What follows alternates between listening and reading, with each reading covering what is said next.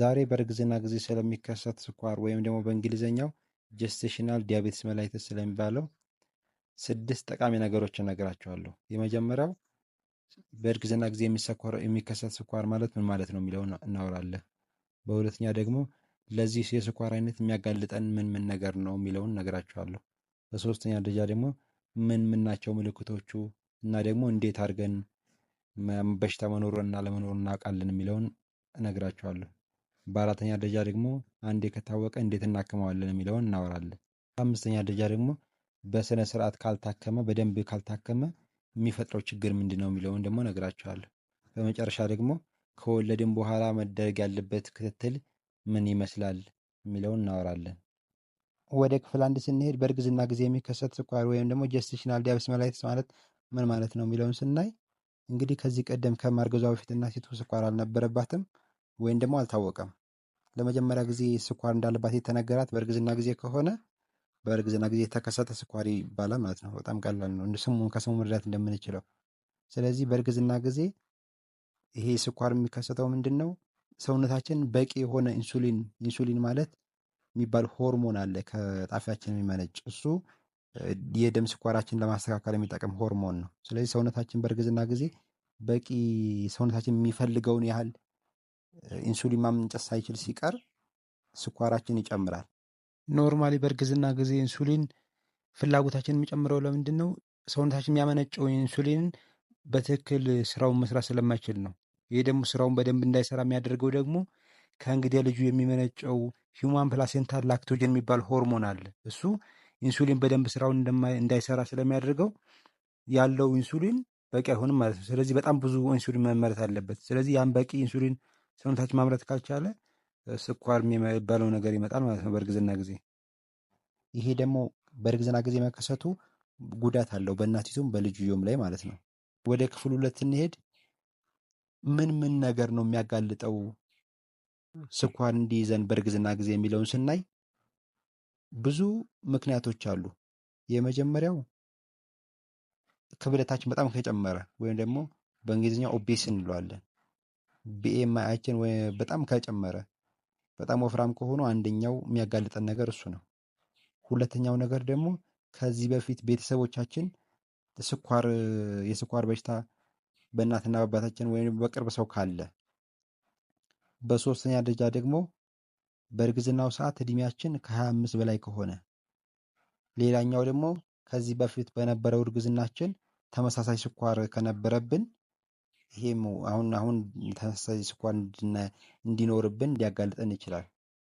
ሌላኛው ደግሞ የሆነ በእንግሊዘኛው ፖሊሲስቲክ ኦቫሪያን ሲንደር የሚባል በሽታ ካለብን ይሄም ለስኳር በሽታ እንዲይዘን ሊያጋልጠን ይችላል።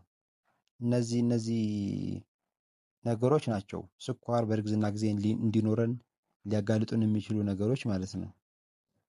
በክፍል 3 የምናየው ደግሞ ምን ናቸው ምልክቶቹ እና ደግሞ እንዴት አድርገን ስኳር መኖሩን ማወቅ እንችላለን የሚለውን ስናይ ምልክቶቹ እንግዲህ ብዙ ሊሆኑ ይችላሉ። አንዳንድ ደግሞ በደንብም ላይታዩ ይችላሉ። ካሉ ግን የተወሰኑትን ልንገራችሁ። አንደኛው ውሃ ቶሎ ቶሎ ሊጠማን ይችላል። ሁለተኛው ደግሞ ሽንት ቶሎ ቶሎ ሊመጣ ይችላል። ሽንት ቶሎ ቶሎ መምጣት ግን ሁልጊዜ በስኳር ነው ሊባል አይችልም። በእርግዝና ጊዜ አብዛኛው ሽንታችን ቶሎ ቶሎ ሊመጣ ይችላል። በማህፀናችን የሽንት ቱቦአችን ማህፀናችን የሽንት ቱቦውን ስለሚጫነው በዛ ምክንያት ቶሎ ቶሎ ሽንት ሊመጣ ይችላል። ግን እንደ ምልክት መያዙ አይከፋም፣ ቼክ ማድረግ ስለሚያስፈልግ ማለት ነው ስኳሩን። በሶስተኛ ደረጃ ደግሞ ድካም ሊለን ይችላል። ሌላኛው ደግሞ ማቅለሽለሽም ሊኖር ይችላል። እነዚህ የተወሰኑት ምልክቶች ናቸው ስኳር ካለብን። ውሃ ይጠማናል፣ ምግብ ቶሎ ቶሎ ሊያሰኘን ይችላል። እንዳልኳችሁ ድካም ይኖራል፣ አንዳንዴ ማቅለሽለሽ ሊኖር ይችላል ማለት እነዚህ ምልክቶች ናቸው። አሁን ስኳሩ ካለብን እንዴት አድርገን ነው ማወቅ የምንችለው የሚለውን እነዚህ እንግዲህ የሚያጋልጡ ነገሮች ካሉ ከላይ ጠቀስኩላችሁ ለስኳር የሚያጋልጡ ነገሮች ብዬ አለ አይደለ? እነሱ ካሉ ስክሪን ይደረጋል ወይም ደግሞ ቼክ ይደረጋል አለ የለም የሚለው ማለት ነው። ብዙ ጊዜ ይሄ ነገር ቼክ እንዲደረግ የሚመከረው በእርግዝናችን ከ24ኛው እስከ 28ኛው ባለው ሳምንት ቼክ ይደረጋል።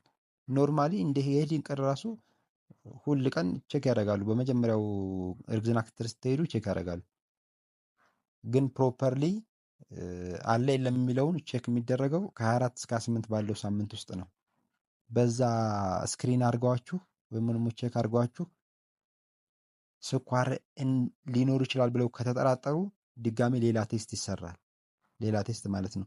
በእሱ ደግሞ በኦራል ግሉኮስ ቶራንስ ቴስት ይባላል። የሆነ ያህል ግሉኮስ ሲሰጧችሁና ከ2 ሰዓት በኋላ ወይ ከ1 ሰዓት በኋላ ቼክ ያደርጉታል ድጋሚ ስኳራችሁ ምን ያህል ነው፣ በምን ያህል ጨመረ የሚለውም ማለት ነው። ስለዚህ እሱ ከመጠን በላይ የሚጨምር ከሆነ ስኳር አለባችሁ በእርግዝና ጊዜ ተብሎ ይታሰባል። ከዛ ቀጣይ የሚካሄደው ወደ ሕክምናው ነው ማለት ነው። አሁን በክፍል 4 ደግሞ ሕክምናውን የምናየው ሕክምናው እንግዲህ 2 አይነት ነው የሚሆነው ማለት ነው። አንደኛው አኗኗር ዘይቤያችንን ማስተካከል ነው። አኗኗር ዘይቤ ሲባል እንግዲህ አመጋገባችን ማስተካከል፣ ሁለተኛ ደግሞ ኤክሰርሳይዝ ወይም ደግሞ ስፖርት እንቅስቃሴ ማድረግ፣ በሁለተኛ ደግሞ የምናደርገው ሌላው በአኗኗር ዘይቤ የማይስተካከል ከሆነ ስኳሩ ወደ መድኃኒት ነው ማለት የምንሄደው። ስኳሩን ያመጣው ሰውነታችን በቂ ኢንሱሊን ማመንጨት ስላልቻለ ነው ብያቸዋለሁ አይደለ? ስለዚህ ኢንሱሊን እንድንወስድ ይደረጋል ማለት ነው። ኢንሱሊን እንወስዳለን፣ በኢንሱሊን እንዲስተካከል ይደረጋል ማለት ነው። በመጀመሪያ ግን የምንሞክረው በአመጋገብ እንሞክራለን እና በኤክሰርሳይዝ ወይ ደግሞ በእንቅስቃሴ። በአመጋገባችንን ስንመለከት የተመጣጠነ ምግብ ነው ለመብላት የምንሞክረው። ለምሳሌ ፕሮቲኖችን፣ በተለይ ፕሮቲኑ የአሳ ነገር ቢሆን ይመረጣል፣ የዶሮ እነዚህ እና ባቄላ፣ ጥራጥሬ ነገሮች ይመከራሉ። ሌላኛው ደግሞ አትክልት፣ ፍራፍሬ እነዚህ ነገሮች እንድንበላ ይመከራል።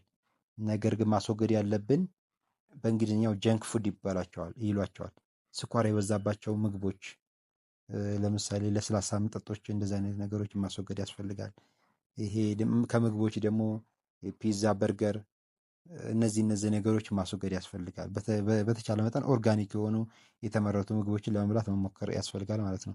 እንቅስቃሴን በተመለከተ ደግሞ በሳምንት ለ5 ቀን ቢያንስ እስከ 5 ቀን ባለው በቀን ለ30 ደቂቃ እንቅስቃሴ ማድረግ ያስፈልጋል። የእንቅስቃሴውን አይነት እንግዲህ መዋኘት ሊሆን ይችላል፣ እርምጃ ወይ ደግሞ ወክ ሊሆን ይችላል።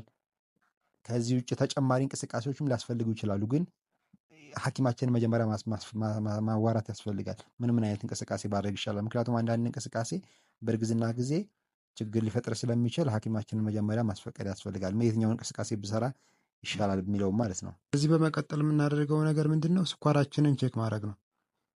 አልፎ አልፎ ቤታችንም ካለን ጥሩ፣ ከሌለን ደግሞ ጤና ጣቢያ እየሄድን ስኳሩን ቼክ ማድረግ ያስፈልጋል። ማለት መድኃኒቱን እየወሰድን ወይም ደግሞ ስፖርት እየሰራን በምግብም እያስተካከልን ስኳሩ ተስተካክሏል ወይስ አልተስተካከለ የሚለውን ካልተለካ ማወቅ ስለማንችል ቼክ ማድረግ አለብን ማለት ነው። ቼክ አድርገን ካልተስተካከለ ወደ ኢንሱሊን እንድንሄድ ማለት ነው። ኢንሱሊንም እየወሰድን ካልተስተካከለ መጠኑ ይጨምራል። ስለዚህ እንደዛ እያደረግን መጠኑን ተስተካክሎ አልተስተካከለ የሚለውን ለማወቅ ቼክ ማድረግ አለብን ማለት ነው ስኳራችንን። በቀጣይ ደግሞ በእርግዝና ጊዜ ያለው ስኳር በደንብ ካልታከመ ምን ሊፈጥር ይችላል ወይም ደግሞ ምን ችግር ሊያመጣ ይችላል የሚለውን ነው የምነግራችሁ። እንግዲህ የሚያመጣው ችግር በሁለት ይከፈላል። እናቲቱ ላይ የሚያመጣው ችግርና ልጅየው ላይ የሚያመጣው ችግር ማለት ነው። እናቲቱን አንደኛ ለግፊት ሊያጋልጣት ይችላል። ሁለተኛ ደግሞ የኢንፌክሽን የመያዝ እድሏ ሊጨምረው ይችላል። ሶስተኛ ደረጃ ደግሞ ህፃኑ በጣም ስለሚፋፋ ምጡ በጣም ይከፋባታል። ይሄ ደግሞ በጣም ከከፋ እስከ ሞት ድረስ ሊያደርስ ይችላል። ሌላኛው ደግሞ ከወለደች በኋላ ኖርማሊ አሁን አብዛኛው ሰው ላይ በእርግዝና ጊዜ ያለው ስኳር ከወለዱ በኋላ ይጠፋል። በዚህ ኬዝ ግን ላይጠፋ ይችላሉ። ቀጣይ ከወለደች በኋላም ስኳሩ ሊቀጥልባት ይችላል ማለት ነው። ይሄ ነው እናቲቱ ላይ የሚያመጣው ችግር ማለት ነው። ህፃኑ ላይ ደግሞ በሁለት ነገር ነው ሊያመጣ የሚችለው። አንደኛው ሲወለድ ህፃኑ ወዲያውኑ ሊሞት ይችላል። በእርግዝና በምጡ የከፋ ስለሚሆን ከምጡ ጋር ተያይዞ ህፃኑ ወዲያው እንደተወለደ ወይም ደግሞ በወሊድ ጊዜ ሊሞት ይችላል። ሁለተኛው ደግሞ በአዋቂነቱ ስኳር እንዲኖረው ሊያደርግ ይችላል። ስለዚህ እነዚህ ናቸው የሚያመጣው ችግር ማለት ነው በህፃኑ ላይ እና እናቲቱ ላይ ማለት ነው። አሁን ደግሞ ቀጣይ ከእርግዝና በኋላ ወይም ከወለድን በኋላ ምን መደረግ አለበት? እናቲቱ ምን አይነት ክትትሎች ማድረግ አለባት? ወደፊት ህፃኑም ላይ የእሷም ላይ ችግር እንዳይፈጠር የሚለውን የምናየው። ስለዚህ ከወለድን በኋላ ስኳራችንን መከታተል ያስፈልጋል። ቼክ በየጊዜው አልፎ አልፎ ቼክ ማድረግ ያስፈልጋል ሐኪም ቤት እየሄድን እና ደግሞ የአመጋገባችንና የኤክሰርሳይሳችን ወይም ደግሞ እንቅስቃሴያችን መቀጠል አለብን። አለበለዛ ዴቨሎፕ ልናደርግ እንችላለን ስኳር ማለት ነው። ስለዚህ እነዚህ ነገሮችን ማድረግ ያስፈልጋል። የዛሬው ቪዲዮ ይህን ይመስል ነበረ። ቻናሉን ሰብስክራይብ አድርጉት። ወደፊት ተመሳሳይ የጤና መረጃ እንዲደርሳችሁ። ቪዲዮውን ደግሞ ከወደዳችሁት ላይክ አድርጉት። ለጓደኞቻችሁ ደግሞ ሼር አድርጉት። እስከዛው ቻው።